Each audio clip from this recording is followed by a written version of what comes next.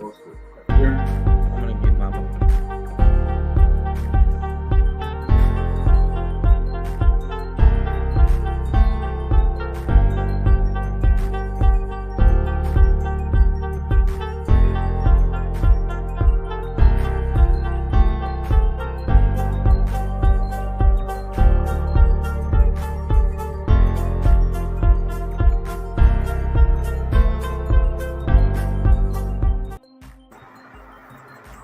All right, everybody, what's going on? What's going on? What's going on?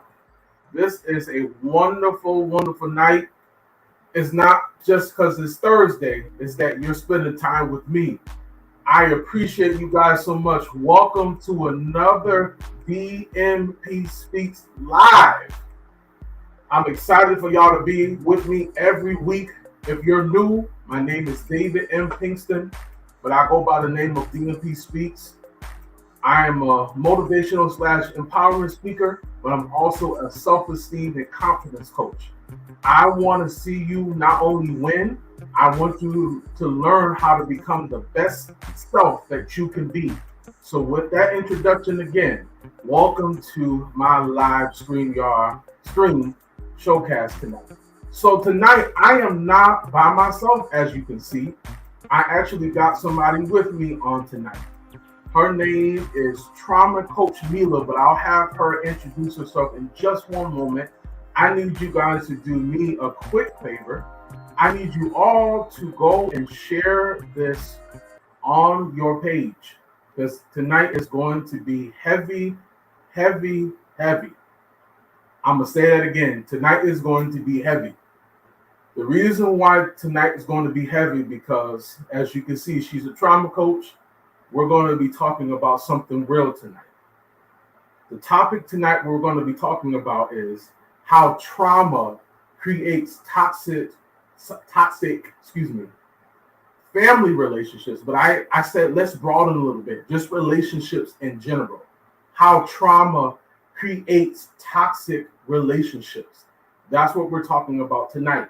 So let me introduce you to my new sister, Trauma Coach Mila.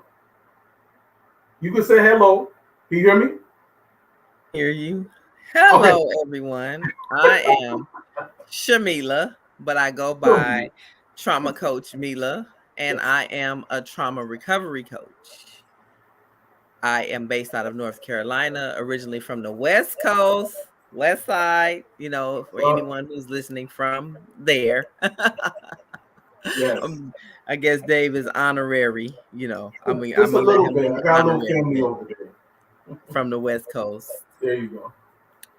I've been in the field of mental health for 13 years, and I ventured into trauma recovery coaching just because I saw the need. I saw the cracks in the system and how it was failing people of color, especially Black men. And I wanted to do something about it. So, we're going to get into some pretty deep stuff. Definitely. And I just, come along for the ride. Awesome. So you guys have to understand, this is probably going to be one of my biggest, very deep conversations that I've had since I've started this show. I need you guys to share this on all my social media outlets. What I want to do really quick before we go any further, sis, can you get? I'm on Instagram now. Can you get on Instagram now? Do you see my feed? Sure can. Y'all just bear with me one moment. Yeah, I know how it be when you got a live and you're trying to go live from everywhere. You just have a little situation, but we're gonna work it out and see if we can do it or not. Okay, let's go. So I want to make sure this is good. Again, while she's getting this situated on Instagram, everybody, please share this. I hope that you are feeling great today. I forgot to say that. I hope that you're feeling great. I hope that you're feeling powerful today, because you are powerful. Whether you know it or not, you are powerful. So I'm hoping that you are. Okay, there we go.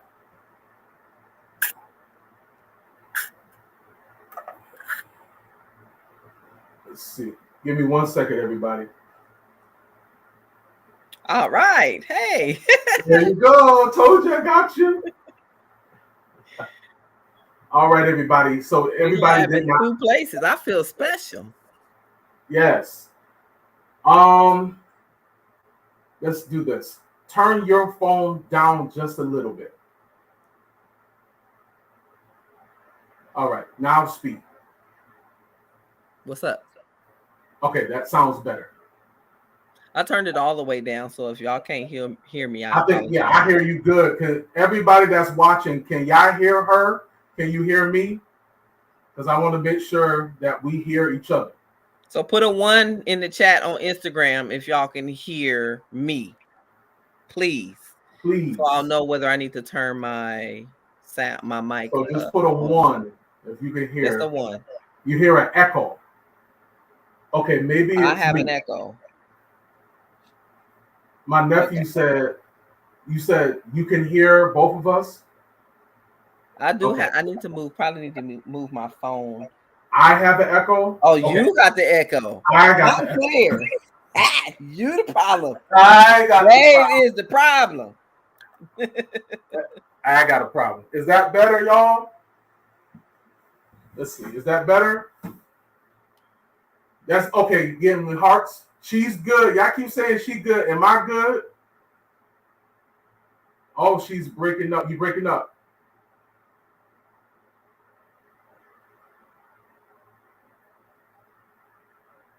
Hold on, everybody. Okay, perfect. All right.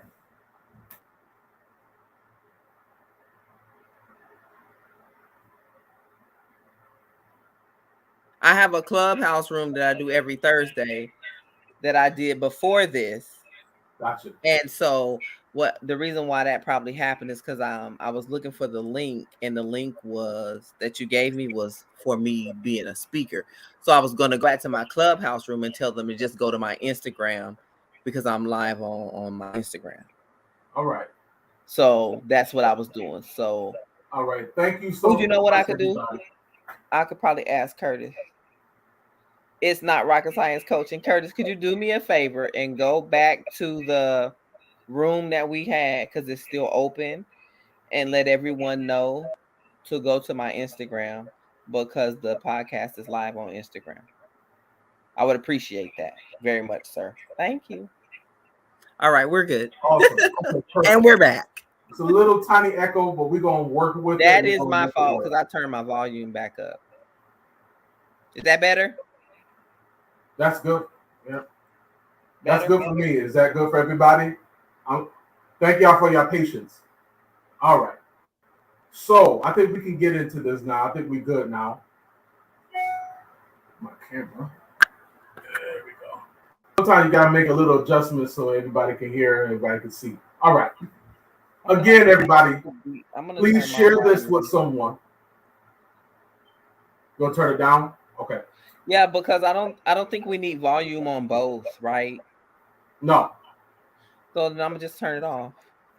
Or just a little bit, because we still have to hear a little bit.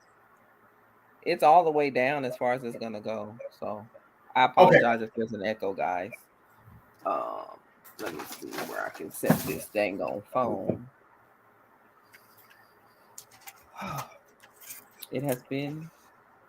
All right, everybody. Sorry about the little mishappiness. It happens. All right, there we go. All right. Again, everybody, I think we are good. I'm still here. Oh my goodness. All right. You good? I'm good. Sis? Okay. We good. It's all good. All right.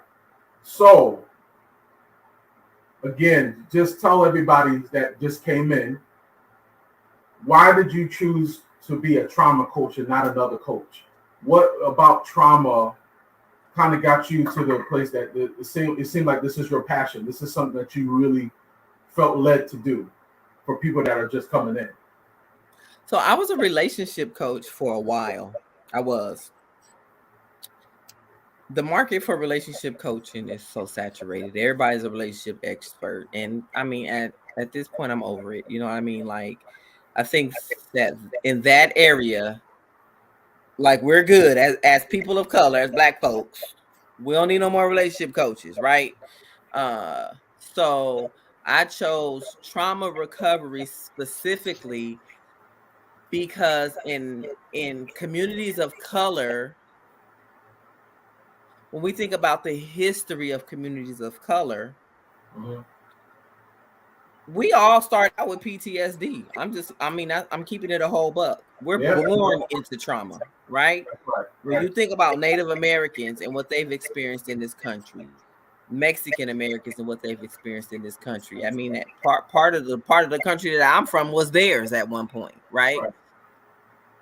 When you think about the things that we had to endure as Black people just to be considered human in this country, and we pass all of that trauma, all of that pain down generation after generation after generation. And I just like, by the time it got to me, you know, it was like, I say, you know, if I speak in a lot, I use analogies and metaphors. So if we think about it as like a race, right? Just think about it like this. People of color in America, we started this race. First of all, we didn't get any starting blocks, and everybody else was already 2 laps ahead of us. That's right. Right? Right. So what do we do with that? What do we do about that? You walk into, let's just say, like a counseling center, and nobody looks like you. So the people that are supposed to help you cannot relate to you at a base level of your existence in this country. Yeah. Right? Right. I've been in this field for 13 years, so I know what that looks like. I know what that feels like. Yeah. And so even though I have a therapist, I think it's, you know, it's 100% necessary for us all to have therapy. My therapist is white, but I don't know, she gets me, right? Yeah, but I prayed for someone who understood me. Yeah. And so for what I am in therapy for, there's the cultural thing doesn't really matter. Yeah. But for Black men, I understand that you guys need to at least feel safe. And y'all not finna sit across from some old white lady and tell her y'all problems. You just ain't gonna do it. Yeah.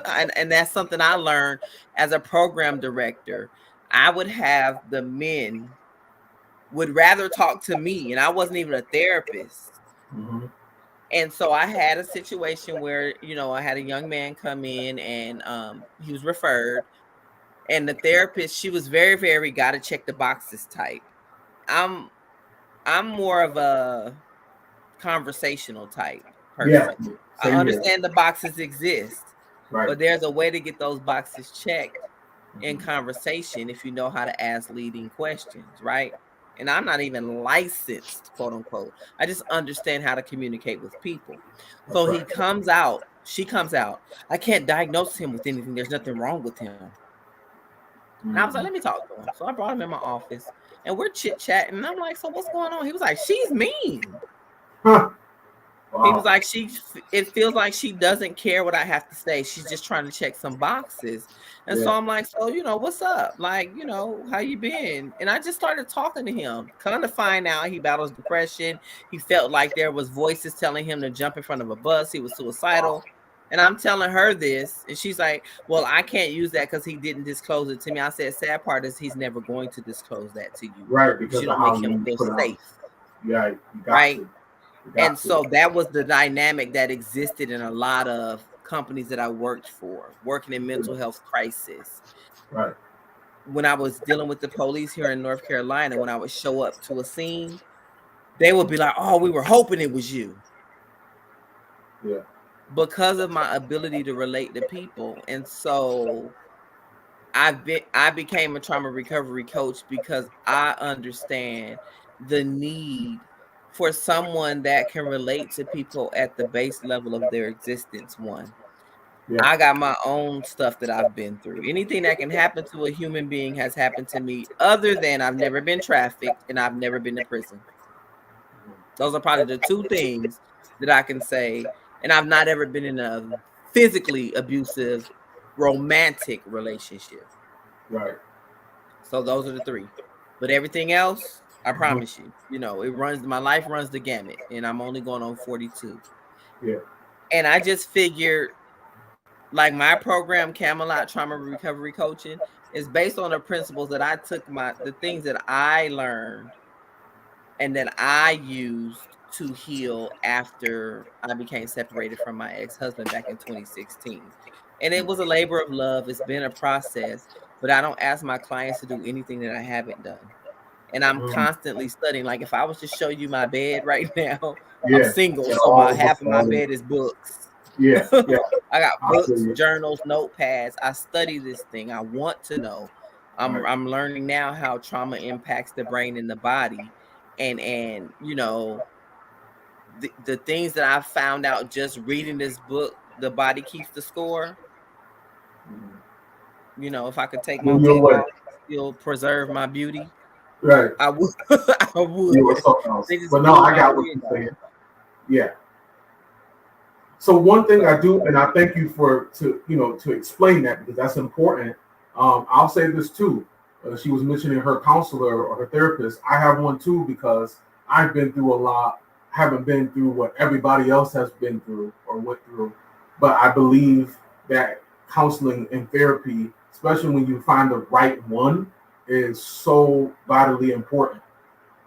So I encourage anybody, if you are like on the ropes about going to therapy or having a therapist, I'm talking about men and women. It is very important that you find somebody that you really trust. And I tell this when I work with a young man, during my day job. It is very important that you find a therapist that you can click with, because if you can click with that therapist, it makes a world of difference. Because I even have some young men now, they don't want to go to therapy. But when I come around, and I'm not boasting myself, I'm not putting myself on no pedestal, but I'm able to sit with them, talk with them. I just did this yesterday. I brought my son's football, and I was able to just throw the ball with him. And as I'm throwing the ball with him, he's talking with me about stuff that he went through with his own father. And I was shocked, because this boy don't talk to his probation officer. He don't talk to his mother that much about it. He always has a rift with his mother. And as I just opened the door of conversation, this is when he started to open up to me. So it's very, very important. So I don't want to waste too much time. So I love that. Thank you so much. I want to ask you this next question. Secrets. Secrets can destroy families and relationships. I'll say it again. Secrets can destroy families and friendships and family relationships. I'll put it and congruent together. Especially in the Black home. Let's just be honest. We've heard it before, and I'm gonna give this to her. We've heard it before.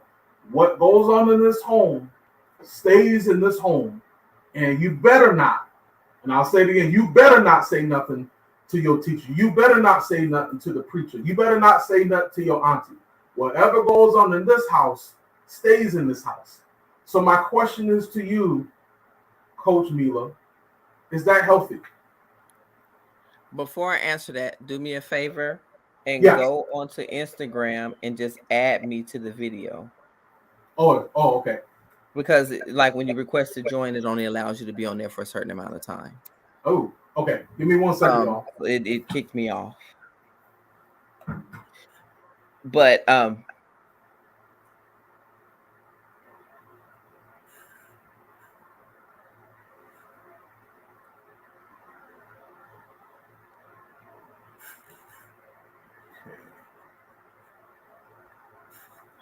can't find you. I don't see how.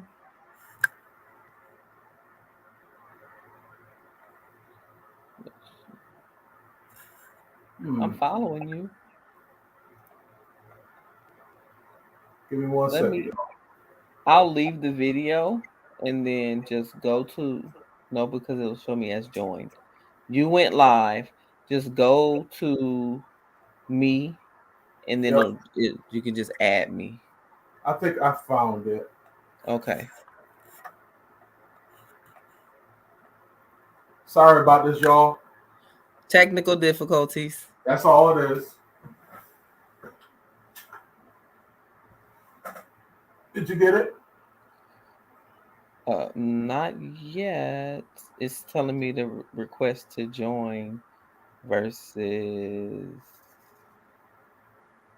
you adding. Give me 1 second, everybody.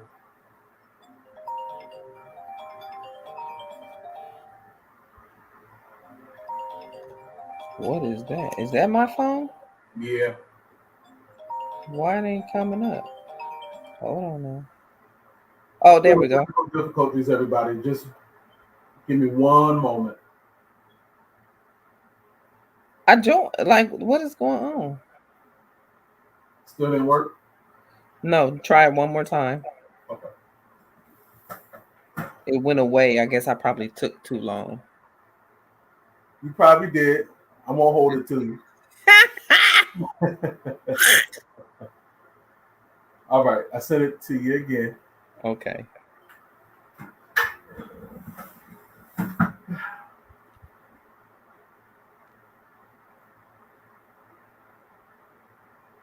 And if it don't work, everybody, I want you guys to do me a favor. Everybody that's on our Instagram, you can go over to my live stream, which is DMPSpeaks on Facebook and YouTube. Just put in DMP in the word speaks.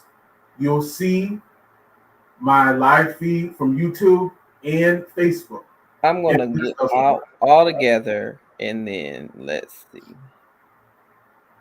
It's not, for some reason, it's not. It's not working? No, I don't know why. Okay. So everybody, if you can, that hears me on Instagram, go to my Facebook page and put in DMPSpeaks. Just answer my request and hopefully it doesn't kick me off again. Okay. Give me 1 second. Instagram be tripping. Yes, they do. They really be tripping. All right. Then there we are. So if it kicks me off again, we just kicked off again. We just kicked off. We're just gonna keep it moving. All over. You know, we do what we got to do. So anyway, there was a message that was preached long time ago where the pastor said, if you do not kill your secret thing, your giant will embarrass you. So the problem with secrets is we think they stay secrets, but they don't. They literally don't.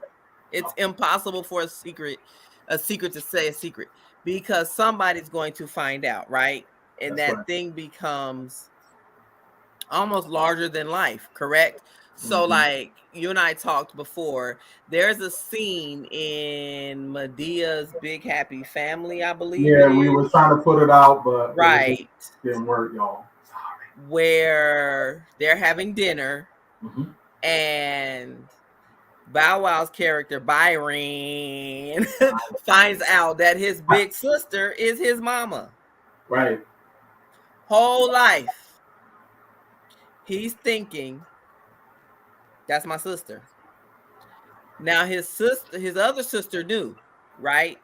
So when you look at if anybody remembers that movie, when you look at the family dynamic and the toxicity that existed within that family and how bitter and angry the big sister was and how she treated her husband, how she had no love for her child, and her husband was basically raising their other kid.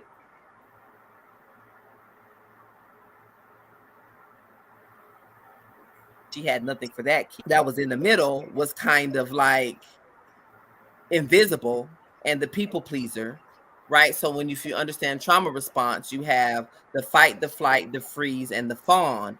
So the middle sister was the fawn, and the older sister was between the fight and the flight. She either ran from her problems or she had to fight and argue and cuss and fuss with everybody.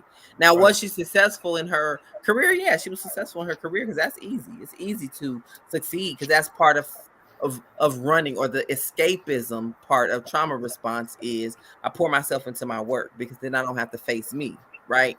Right. And so this whole thing unfolds, and the mom is like devastated,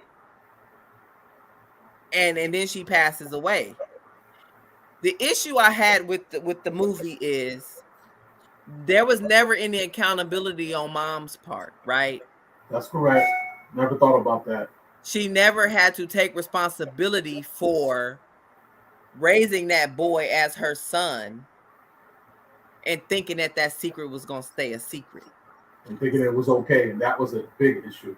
Right. You are only as sick as your secrets. Say that one more time. I like that. Say that again. Only as sick as your secrets. And there are things that people will take to their grave, and literally it kills them. You're going to take it to your grave, but you might take it to your grave about 15 years earlier than you should have. Right. Because you are dying to just let it out. And so, we sweep so many things under the rug, and let's hide this, and nobody needs to know about that. We protect predators in our family. Mm-hmm. Why do we do that? You said it at the same time. Why do you think we do that? Why, as a people or in general, why do we always feel like we can put it under the rug and think that if we keep moving the foundation of our family, that this is never going to come out? Why do we think? Why do we have that mentality that we think that secret for 15, 20, 30 years is never ever going to come out? That nobody's going to ever get tired of knowing the truth, and it's weighing on them. They want to say something, but they're scared of the backlash. Why do we do that? Why do you think? And the key word or the key phrase is they're scared of the backlash. But I'd rather deal with the backlash once than have to explain to 4 generations of young people or people in my family why, if I know that Uncle Bill is a child molester, right? And I don't say anything. He molested me, right? I don't say nothing. Right. Then he molests my daughter. I don't say nothing. I tell my daughter don't say nothing. We keep that in the family. Then he molests her daughter. Then it gets to that great-grand. Right. And these new ones is built different. Correct. So granddaughter like, oh, no, we ain't finna have that. Right. Yeah. She sounds the alarm. Mm-hmm. Now we got to pull the rug back and look at all these things we've swept under this rug. Yeah. Versus just, yo, Uncle Bill, nah. But part of it is at a certain time in our history as a people, children were silenced. Children should be seen, not heard, right? Stay in a child's place. Right. So if a child came to their parent and said they were touched inappropriately, nobody believed them. Oh, that doesn't happen in our family. Right. Right. And so that's where it starts, because at a certain point in our history, family was all we had. All we have is each other. That's right. We got family members that were alive before Jim Crow, during Jim Crow, right? Where their very existence was threatened. They couldn't leave their house. It was a fear every day that I might not make it back. That's right. So in the larger scheme of things, for them, nobody cared that this kid was being abused, because I'm trying to keep from getting lynched, right? Mm-hmm. And we don't evolve with society as far as the way that we approach. Then you got the church that comes into play. The church protects predators too. Yeah. I come from a church. 8.5 years I gave this ministry, and we found out my pastor's son was a child molester. Wow. And I was gone. I had left before it all came out. But what made it worse is his father knew and made him the youth pastor. My goodness. So you expose people's kids to someone that you knew because we think we could pray it away. Loving Jesus does not cure pedophilia. I'm sorry. And if that steps on somebody's toes, be stepped on. I'm not going to apologize. And but Coach Mila, that's so true, because sometimes we want to slap Jesus and everything, but we're not even dealing with our issues. We'll go to church Sunday, Wednesday, Thursday, Friday, Saturday, and Sunday, and Sunday again. But we're still not dealing with our issues. And we find out, well, why didn't God, why didn't he deliver me from this? Well, sometimes people are not ready to be delivered from it. I've had people that have done some crazy stuff in church. And because they're so gifted, because I'm a musician myself, because they were so gifted, they could sing so well, they could play the music so well, they did this or did that in church. And don't get me wrong, I'm not putting down the church at all. I don't even know where I would be if it wasn't for the church, right? But we can't, like she said, you can't keep slapping Jesus on something and you still have this, not just this feeling or emotion, you're still in the practice of it. So that means you really need some therapy. You really need to acknowledge that you got a problem. You really got to acknowledge that you have a problem, and we don't do that. We try to spiritualize everything. No, you might need some psychiatric help, right? You need Jesus, but you also need some help. I'm being serious. Because I'm with you. It's sad. Pedophilia is a level 3, sometimes level 4 psychiatric diagnosis. So it's not a surface level, let's just like homo. There's this whole we can pray the gay away thing. And it's deeper than that. And I have a gay kid. So I'm not, saying it from a place of I don't get it. Right? I love my daughter. Love her. That's my baby girl. We're extremely close. And if you saw us together, she's my freaking twin. Right? Mm-hmm. And for a long time, I thought I had failed her as a parent because she was gay. But I had to understand as a mother, I was required to do 2 things by God. Is train her up, right? Raise her in the fear and admonition of the Lord. All of that is about training up. That's right. And not provoke her to wrath. That was it. And I feel like shunning her because of my religious. So there's a difference. So this is the problem that we have, right? And why these things don't get dealt with properly in the church. Okay. When did you see Jesus ever go to church? How you getting some in theology? People ain't gonna like you. They don't have to. My desire is not to be liked by anybody. My desire is to please God. And I'm walking in the calling that he gave me. That's right. That's right. And this is something he dropped in my spirit the other day. When did you ever see Jesus or his disciples go to church? What was the Great Commission? To go into the world, right, and make disciples. That's right. Beginning at Jerusalem, right? That's what they were told to do. That's right. He didn't say go sit on a pew within these 4 walls and bounce this little light of mine off of each other. That's not what we were told to do as believers, or not even say believers, because belief is the first step, as followers of Christ. Right. And so when we talk about grace, when we talk about the room that God gives us to get from where we are to where he wants us to be, it's like sometimes we forget where Jesus was when he was on the earth. Jesus was with the publicans and sinners, not the Pharisees and the Sadducees. So Jesus didn't sit around church people all the time. No, he did not. Why are we teaching the same people the same stuff?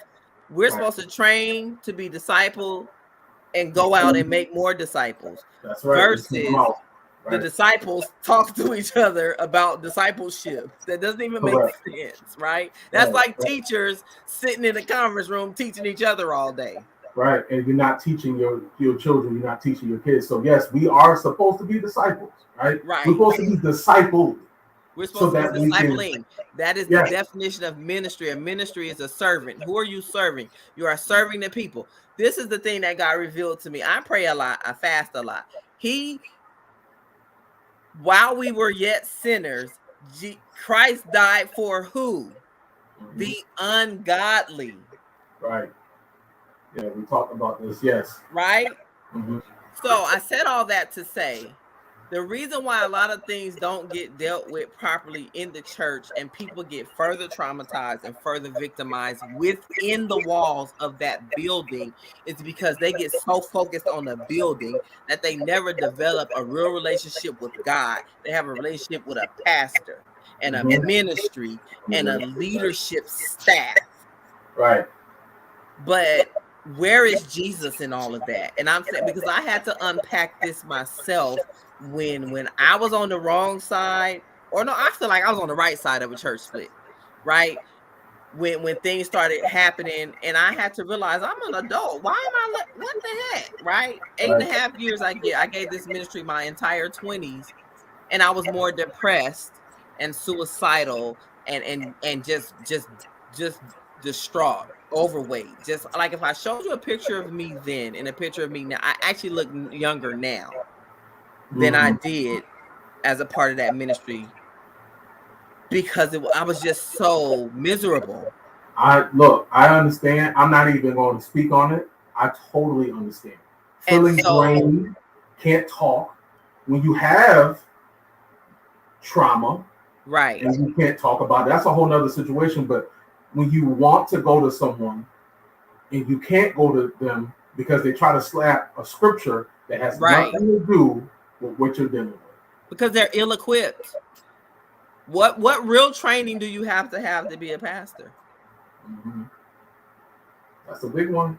Right. And so I said this one time and someone got very offended with me. And it is not about offense, it's about facts. I deal in facts. Most pastors are ill-equipped to deal with people who have experienced trauma because they operate from the get involved in the ministry. They want you to be distracted from it. But I have to live in my body every day. Right. And I cannot run from, I feel like I say this, loving Jesus is not the cure, it's the catalyst. We have to balance the spiritual with the practical. I don't believe for 1 minute that God would equip people with the ability to help you deal with things from a practical standpoint, because we don't have to be, we're not of the world, but we are in it. And if I don't know how to interface with the world because I'm so spiritual, I could drown in a teaspoon of water. Right. Come down.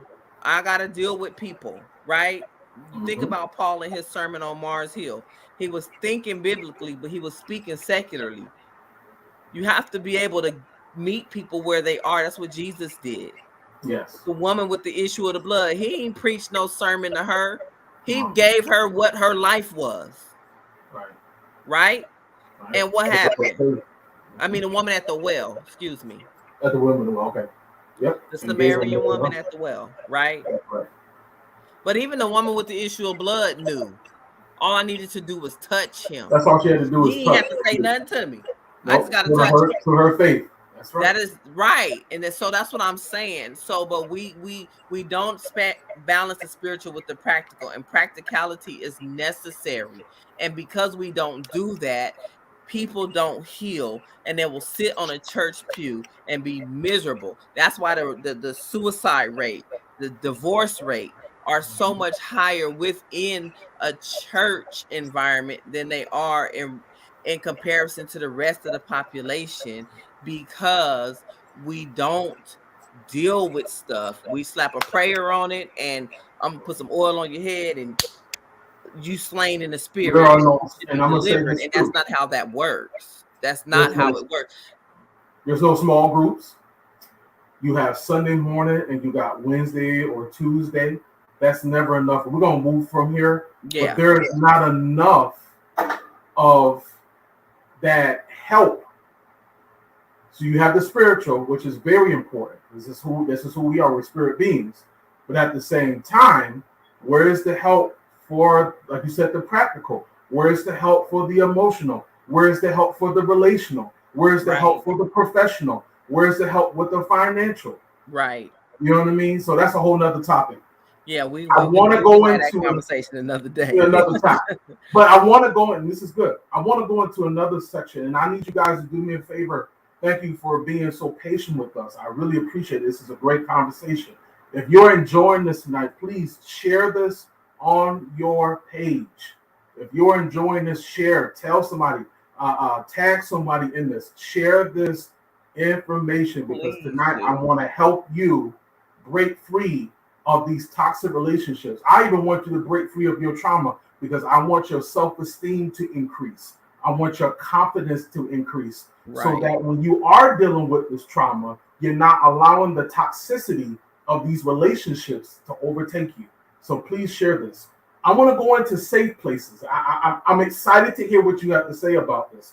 Now, we talk about safe place. This is a safe place to talk. But everywhere that people say that it's a safe place to talk, or as they say, let your hair down, it's not a safe place. Not so at in all. your own words, what is a safe place to you, Coach Mila? What's a safe place to you? I think I don't. So this is what I think about, and this is funny because safety. When I think about relationships, like I said, I was a relationship coach for a while. One of the things that I would ask people when I would do my assessments is, what are the 5 things that you need in a relationship, right? And they would immediately go into what they need a person, like a man, to have. Or he needs to be this. No, that's not what I asked you. Listen, I need you to listen to understand, not to respond. That's right. The 5 things you need. When we think about the relationship as an environment, 5 things you need. For me, my top need in life, in any relationship, is safety. That means my friendships, even my relationship with I have 2 adult children. I need to feel safe with them. I need to know that whatever we discuss is between us, and they need to know that whatever they discuss with me is between us, right? That's right. And so for me, a safe place is not a physical place, right? Unless you have the cities of refuge biblically, and that's a whole nother conversation. But I feel like a safe place is an environment where you can be vulnerable, emotional, you can be authentically you, no matter what that looks like, without judgment, and you can be unconditionally respected and loved, right? Right. People forget about unconditional respect. We think about unconditional love and we throw that around, but what about respect? Because the reality is, no matter how you try to explain it, you can never unconditionally love someone that you do not unconditionally respect. You can't. It's impossible. Right. That's why a lot of relationships fail. That's where toxicity begins, right? Because the moment you lose respect for someone that you claim to love unconditionally, you weaponize the thing that they thought they were safe giving you. Prime example, if a man shares with a woman, I didn't get physical affection from my mother growing up. And that's why it's hard for me to give you affection. But I'm willing to learn. I'm willing to try.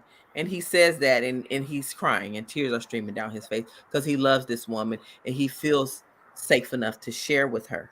Yeah. She gets angry. What does she do? Crying because your mama didn't hug you as a child. Oh, no, you didn't. Right. I bring some issues. Right?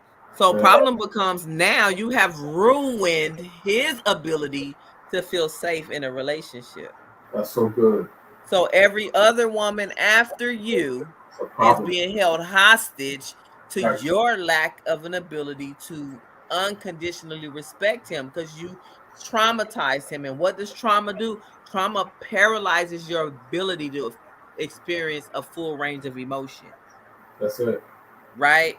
So you come into, let's say, my life, and I have to be the hostage of what Miss Lack of Unconditional Respect did. And now we got to work through this, me having to prove to you that I'm a safe place. And in some cases, that may not ever happen. So, when I hear toxic relationships, I think trauma bonds, because it's so much easier to deal with someone who who shares the same traumas. That's not safe. Anyone No, who's listening, right. Facebook, Instagram, StreamYard, wherever you are, it is never safe. Okay? That's right. To bond with someone based on the fact that y'all have been through the same things, especially if neither one of you guys have done inner work, because you don't develop love, you develop a trauma bond, and trauma bonds are so hard to break because trauma bonds are basically anxious attachments where you become borderline obsessed with each other. That's right. That's And right. so I tell people this: when a person tells you they love hard, run. That means they're crazy. Right. You heard it from the 13 years in mental health trauma recovery coach. I've dealt with so many people who have come out of that, and that causes relationship trauma. It causes toxicity. It causes I call it the Ike and Tina phenomenon. Mm-hmm. Where y'all are so abusive to each other that abuse becomes your comfort zone. So the moment you come out of that, and say a year later you meet someone, and I've gone through this where I was talking to someone and I was used to talking to them consistently, and then they kind of backed up, and so I had texted them like, hey, where you been? And then I caught myself. I was like, you know what? Don't even worry about it. You don't owe it to me to call me. And I wasn't upset. I wasn't tripping. The reality is, any time that a person gives you is a privilege. They don't owe you anything. That's right. And their response was, what's your beef? I'm not mad. I don't have no beef. I just had to realize that you don't owe it to me. But because they're used to dealing with toxic people and people that, you know, rah, and why you didn't call me? And I'm not gonna do that. You know what I mean? And so when people get in this cycle of toxic attachments and toxic relationships, and they don't understand that everyone is not like that, and when you are a safe place and you have healed and you are a whole person and you're not looking to be completed by someone, a lot of people don't know what to do with that, and so they approach you from a, you know, women ain't this or men ain't this perspective. I hear a lot of that. They come at you with off the bat toxicity, you know, and so pay attention to the things that people say. Pay attention to the red. I call them red flags. I don't even, you know what? I hate that term. We overuse terminology. It's We not do. even really. But if you think about it, even if I call them deal breakers or significant differences, because that's what it boils down to. But something does have to click, right? Right. Something has to. Me, it's a deal. A red flag is literally a deal breaker. Yeah. But let's say this. Sometimes, not all the time, sometimes people can see those red flags and they ignore them. Mm-hmm. Why do you think people do that?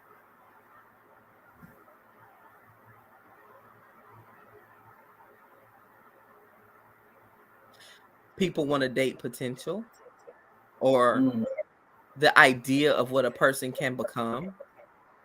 So trying to change it. Basically, there's a quote that I read. There's a book I you can grab it. I need to grab this book. No problem. We trying to help somebody tonight. We trying to break some things. Yeah. So this, sorry, my cover. I look. I can tell you I read. My cover and came off my book. But anybody, if you don't understand the principle of radical acceptance, it'll change your life. We are radical about everything except with an E, accepting us in our history. They're not going to change. So the shoulda, coulda, wouldas are pointless. The perseverating, the going back and forth. Well, if I, it's not going to change it. It happened, right? So I got this book, and it's called Radical Acceptance: The Secret to Happy Lasting Love. And I got this about,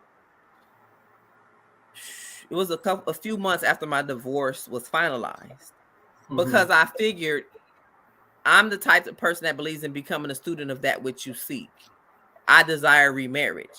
And I know my first marriage was a whole, I didn't know what I was doing because I didn't have any examples of nobody in my family is married really. And if they are, they're not happy. So for me, I want a lasting commitment with someone. So anyway, I got this book. This woman has this company called Your Tango, and it's like a almost like a matchmaking type. And then she shares all these lessons she learned about relationships in meeting her husband. So what she says at one point is basically, let me find it because I want to make sure I quote it properly. No problem. And it taught me that trying to change someone or dating potential is futile. Here it is. It says, go and love someone exactly as they are. I'm going to say that again. Say it again. Go and love someone exactly as they are, meaning the moment love enters the picture, Right. you have to love that person as they are. Don't love the version of them you want them to be. Because that means you don't really love them. You love who you hope they become. That's right. And then the mix though in the middle of that can bring a lot of toxicity too. Right. You're loving oh my God. You're loving someone. Oh, that's great. Before we go into that. So go and love someone exactly as they are, and then watch how quickly they transform. Not you change them into, but they transform into the greatest, truest version of themselves when one feels seen and appreciated in their own essence, not in who you hope them to become, but in their own essence, one is instantly empowered. So it's empowering to know that this person loves me for who I am and they're not trying to change me. It is said that men will change for the woman that they want to change for. That is 100% fact. You know why they'll change for that woman? Because she loves him for who he is. Yes. She's not telling him, I wish you would. I wish you would. It's like, the man that you are, I just love you. And he'll immediately like, oh, no, she loved me. That means I got to be better. If I'm going to make her my wife, then I'm going to really give her something to love. I'm going to make her love worth giving me. Well, then I can say this too then about my wife. Hey, baby, if you're watching. My wife loved me just the way that I was. So in that mindset, for me as a man, I said, shoot, I have to make sure that I make some changes. I'm still my authentic self, but there were certain things that I wanted, like you said, wanted to give her from me, emotionally, relationally, all those great things that I know I had to make some adjustments, some healthy adjustments. Because there are some times that I've seen some of my friends totally change who they are, don't even recognize them for a woman. I'm not talking about that. I'm saying something that was healthy because she loved me with, as we know, God is the only one that can love us with no conditions. She loved me with my flaws. Right. She loved me with my flaws and more flaws that I didn't even know that I had. But she loved me from there. So then I said, man, if I found this, I can't go nowhere else because this is too good. And guess what? She was so consistent with it. Because I was waiting for her to change up. It's going to be honest. I was waiting for her to change up. And then when I seen that she didn't change up, I said, oh, shoot. I got somebody special here. Because I mean, come on. You know? So I think that's a wonderful quote to bring out. Stop trying to change stop trying to change other people for what you want them to be. Because if you can't love them when you said hello and you're building this relationship 5, 10, 20, 30, 40 years down the line, and what if, this is a question too, what if they don't change into the person that you want them to be? What you gonna do then? Hey, I say silence is permission. The moment you say I do, you don't. You walk down the aisle, you plan a wedding, you lose the right to try to change somebody. You done went through all of that. Oh, it's over with. You don't get to do that to somebody. That's true. Because in their head, we good. Right. You accepted my marriage proposal, or in her head, you proposed to me. That means you accept me for who I am. But right. I will give you a little pushback on God is the only one. Because when a person has the influence of God on their heart, they can love you unconditionally because they take everything to God about you. And that's the concept of grace. Yeah. He is the one that tells them, give them some grace. Mm-hmm. Don't say nothing. The Bible says study to be quiet. Most women out there, study to be quiet. That's how you become a safe place for your man. Close your mouth. You heard it. I'm just being honest. A lot of times we have so much to say. Yeah. That's why men don't feel safe, because they don't want to. Men are this is the thing I've learned about men. Y'all are so deliberate in what y'all do. Mm-hmm. Right? When you need our help, you'll ask for it. Right. If you don't know how, you'll find a way to give us a hint. Right. Right? That's right. But what we want to do is tell you that you need our help, then tell you how you need our help, and then help you the wrong way. Yep. And That's very emasculating. Yeah. Right.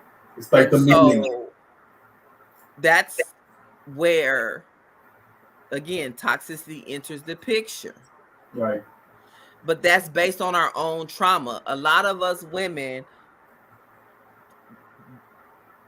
we became adults in an environment where we didn't have a voice. I would just give you my own experience. When I married my ex-husband, he was my high school sweetheart. I had known this man since I was 14 years old. He knew what I had been through.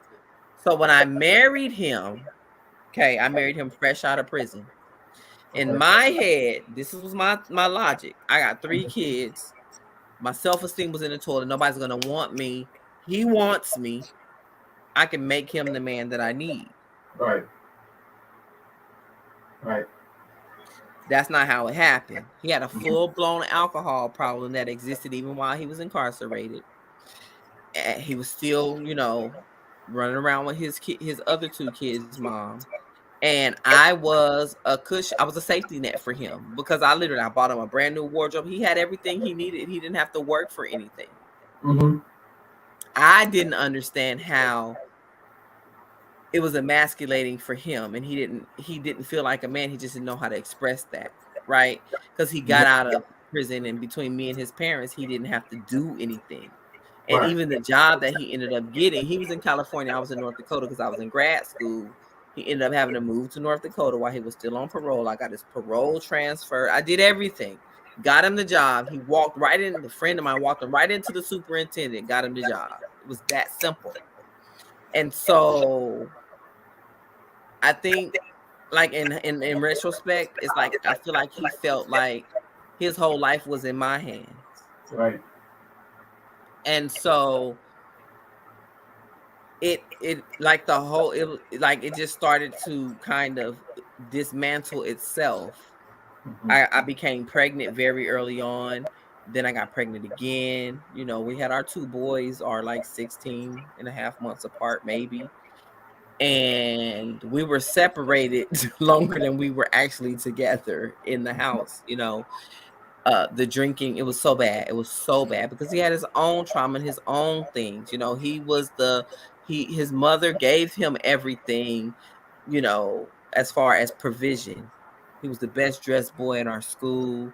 He had all these experiences, these things that she would take him to do, but she never hugged that little boy and told him she loved him. Yeah. And that could be the most damaging thing that you can do to a child, especially a young boy, girl too, but a boy, not to feel that love from that parent.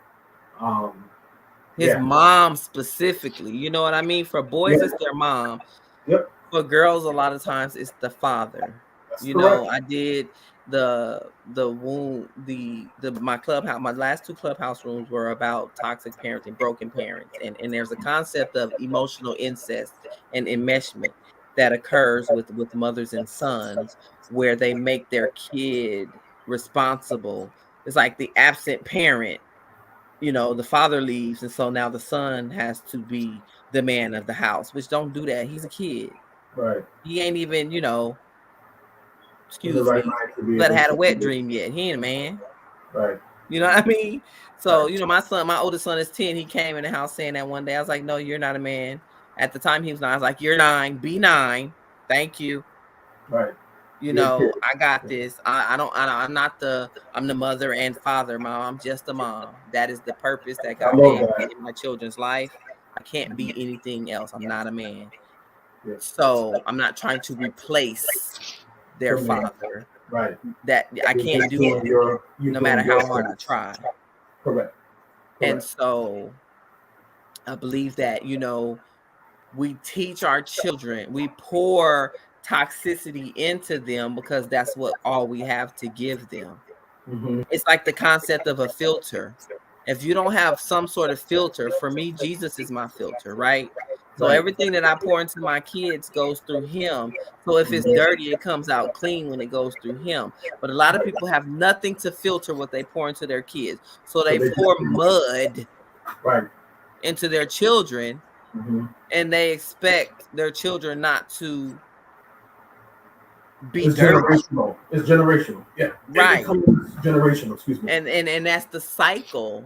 Right. But like for me and my family, I'm the cycle breaker. I'm the one that decided to be a present and active parent. I can, you know, I think 2 weeks is the longest I've ever been away from my kids. Mm-hmm. Because I need them as much as they need me, not in like I think I have more separation anxiety when my baby boy went to school. I know, I was like, oh my God, you know, because I was gonna miss him, but I was happy that he was growing up. Yeah, it was But healthy. you know, my children are very close, and so boundaries, toxicity comes from lack of boundaries. Yes. And when people don't know how to set, first of all, they don't have internal boundaries. A lot of people don't have boundaries with themselves. They have no accountability to themselves. That's right. So when you're not accountable to you, then you can't be accountable to anybody else. When you don't have any boundaries with you, like I know my limits with people. I'm an ex-gang member. So there's some stuff that you just cannot say to me because that thug rise up in me and I gotta peace out or it's We gonna already be was real. talking about that West Side, so yeah, I feel you. But I'm honest about that, right? Is that I'm a work in progress, you know. I'm still trying to figure out, Jesus, what's the thorn in my flesh, because I got all this stuff going on. Correct. And so I'm learning that if a situation gets to a point where I know, I say she starts in my feet, by the time she gets to my knees, I gotta move. Because if she get past my knees, it's over for everybody involved. Yeah, it's right? Right. And I had a situation where someone attacked me verbally, and I had to just, you know, I ain't say nothing. I let her have it. I let her say whatever she had to say. I'm not even gonna rebut, honey, because you can't tell a person how to narrate their experience. So if that's what you perceive, that's what you perceive. I'm gonna let you have it, but I'm gonna leave because I know me. And you gonna catch these virtual hands. Yeah, you're gonna catch this 2-piece, as I always say. You're gonna and a biscuit. No, I'm gonna give you a biscuit. I'm gonna give you a dry Popeyes biscuit with this one. So right. you know, but that's the thing, because I have internal boundaries and I know boundaries where my are limits necessary. are. You know what I mean? And so people that we project. So people will project their issues onto you. Oh, that's a whole nother thing. They will, if you let them. If you let them, because I've had people say that to me. Well, I don't know what to do with my boyfriend or my girlfriend or my mama or my cousin. They're close, and they verbally drop or emotionally drop all their things onto me, and I love to help them, but I had to tell this person, well, that's good and dandy that you're there for them, but if you're not healthy, if you're dealing with so much weight for your own life, and then you don't know how to say no, you don't even understand what the power of no means, then that's where the problems are going to continue to be weighed on, because you haven't told them, hey, love you, but right now I'm gonna pray for you, but I can't talk to you right now. I can't allow your situations to be my situations. Right. I have to learn how to have a cutoff. Like I can't make a you thing a me thing. No, I can't. I can't. I already got something going on. And if you're feeling like this, hear what we're saying.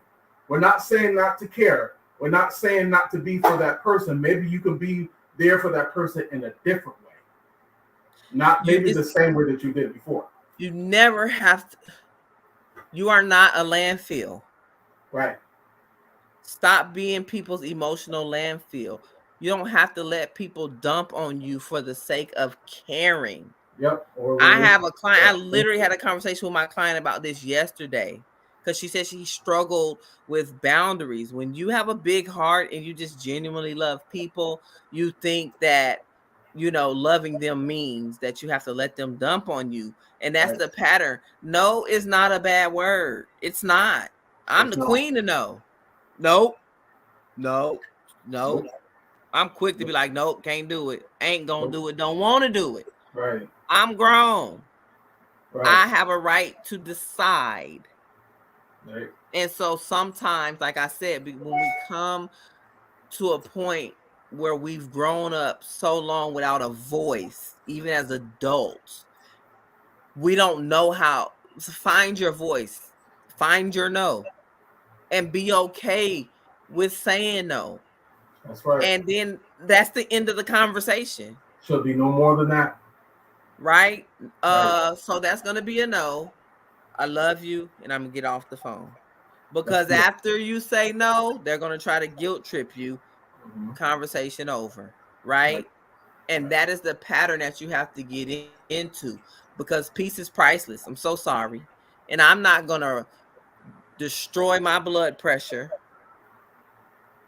worrying about other people's issues that, you know, you want to dump on me about your relationship, and then you and Rodney cool tomorrow. Well, then what did you have this whole conversation with me and monopolize an hour and a half of my time where I could have been watching my show or sleep for y'all to just be this my man crush Monday for what? Right. You know what I'm saying? And so sometimes, this may be an unpopular opinion, you may need to change your circle of friends. Yes. If people cannot respect your boundaries, right, that comes down to the fact that they don't respect you. That's true. Right? All right. Here we go. This is the last part of our segment tonight. And again, if you enjoyed this, please, please, please share this on your pages. Share this with your family, your friends, people that you don't kind of even really mesh with. Share it with them, because this was a powerful conversation tonight. We're going into this last part. Please share this again. Share, share, share. Now, there are 3 ways that we came up with, and we're going to end this on this note here. 3 ways to overcome toxic family or just relational or relationships. The first one, I'm going to let her talk about this, and then she's going to talk about her business, and we're going to get out of here. One of the ways that you can overcome or try your best to overcome toxic family relationships or relationships in general, you mentioned when we were talking before we got on tonight, is do the work. Can you explain what that means, do the work, please? Acknowledge that there's a problem, first of all. They say knowing is half the battle. And when you cannot admit that there's something wrong, you can never fix it, right? Mm-hmm. And so that's it. When you realize there's something wrong, what is the solution?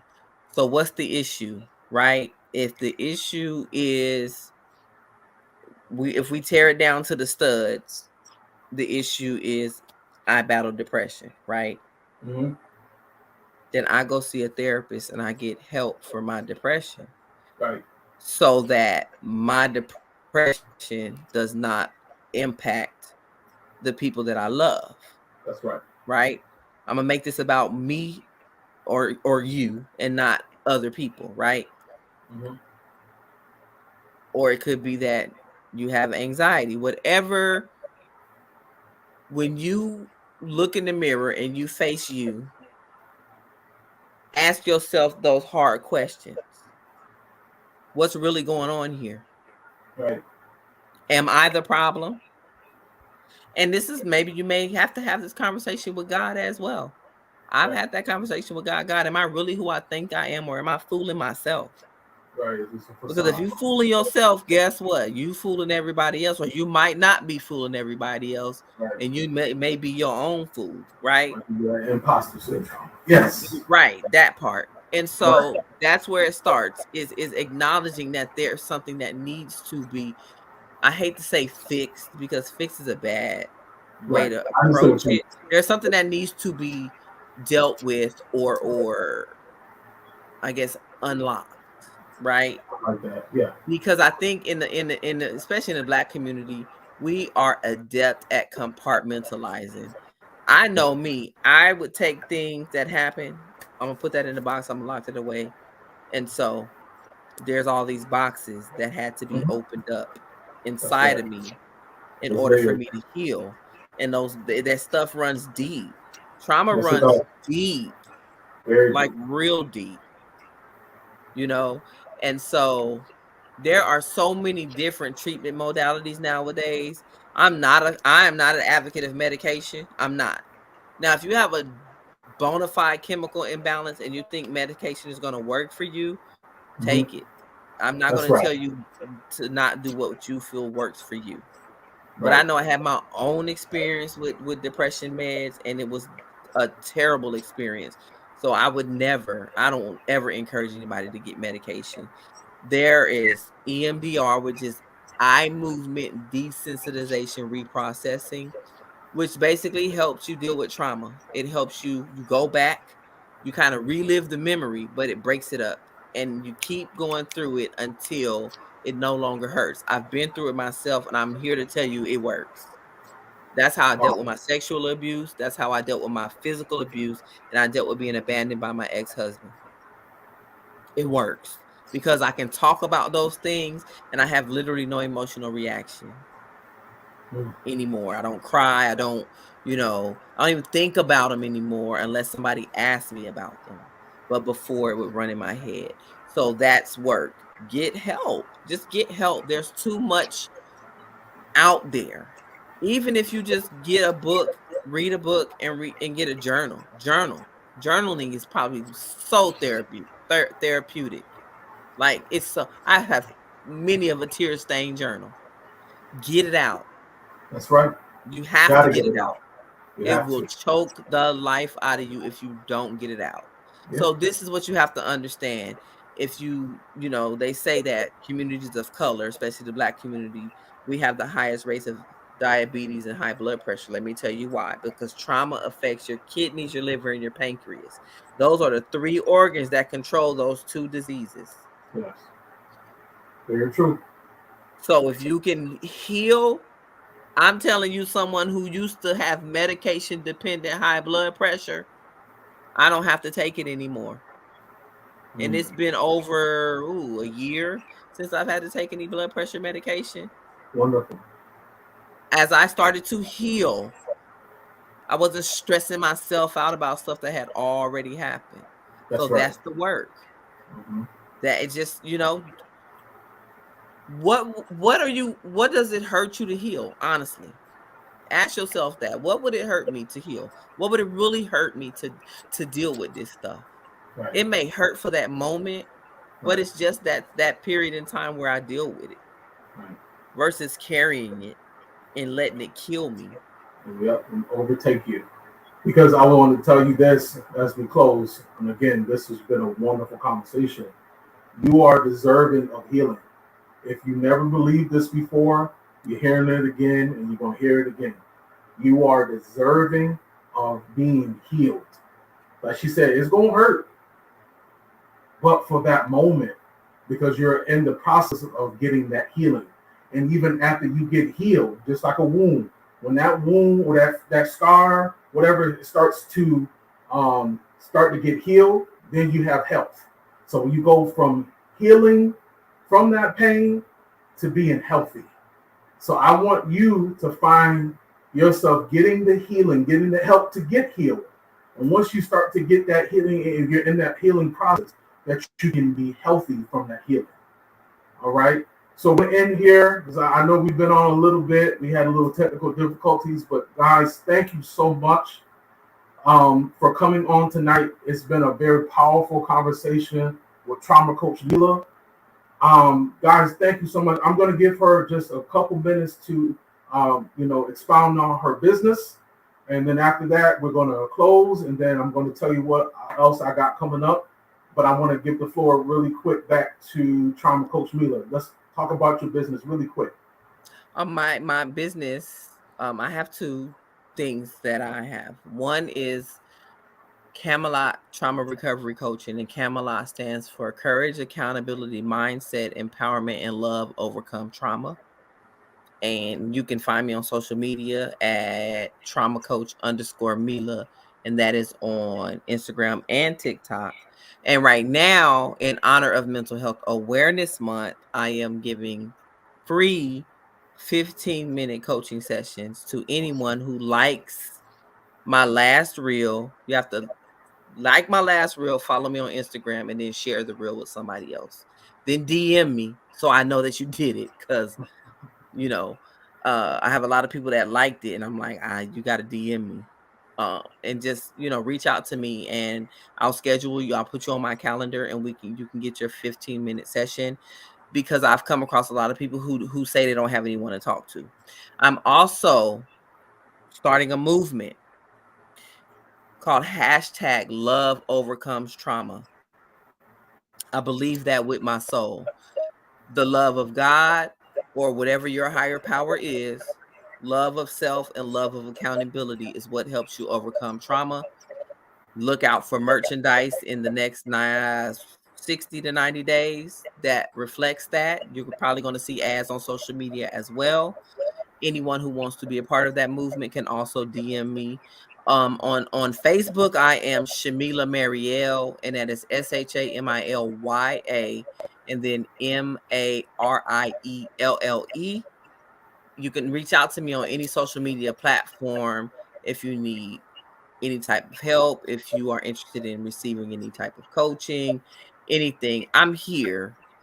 For me, it's not about the money. It's about seeing people heal, because I know how hard it is. And I will end with this. Healing is a journey that you will be on until you leave this earth. So don't think that once you heal from one thing that you have arrived. Something else will come up. But as you learn how to keep yourself from being re-traumatized. And guess what the great thing about healing is? Once you've healed in a specific area, that area is stronger. And that's physical. When you get a scar, that skin is no longer as sensitive as the skin around it, which means it's harder to damage that area than it is everything else. And that's the same thing with your emotional and your mental healing. Once you've healed from something, it's a whole lot harder to be damaged by that thing again, because you become stronger. I'm Coach Mila, and I yield there. I love it. Thank you so much, sis. I appreciate it. Listen, Thank you for she having gave me. you all that information. If you are looking to get the help that you need so that you can live a better life, hit her up. If you're looking for self-esteem coaching from me and building up your confidence, you can send me a DM now. But it is about so much healing and health. I want you to be the best version that you can be. Thank you guys for your time. Before I let you go, I have a webinar coming up on May the 27th at 7 p.m. It's 4 ways. We're doing the topic 4 ways to stay on pace. You feel like you got off of pace, your life is just seem like it's just all over the place. I want to help you with 4 ways on how to stay on pace, because the year is not over. We're getting into almost June, the second half of the year. Your life is not over, your year is not over, and you're not over. So I want to help you and be a part of that and share that message with someone. But again, check me out this Saturday. I'll be going live once again on my radio show, Speak Out Loud. Please go to Fire 716 Radio and download the app at the Apple Store and Android Store. 2 p.m. this Saturday, going live once again. But guys, thank you so much for your time. And as always, I want you to all have a wonderful night. Peace, y'all.